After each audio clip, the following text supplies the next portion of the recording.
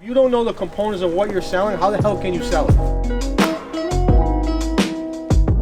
These older houses, they use brick. That's brick. They just put concrete around it. The problem with brick is it starts to deteriorate, just like happens on the foundation.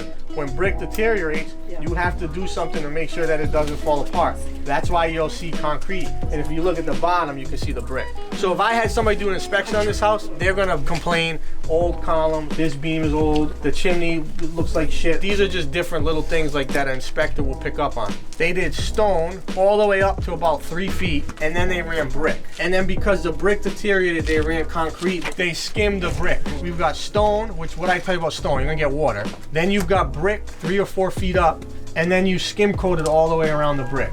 And the purpose of skim coating is because the skim coat can act as a sealant, and the skim coat can help protect the brick where the mortar kind of starts to dissipate.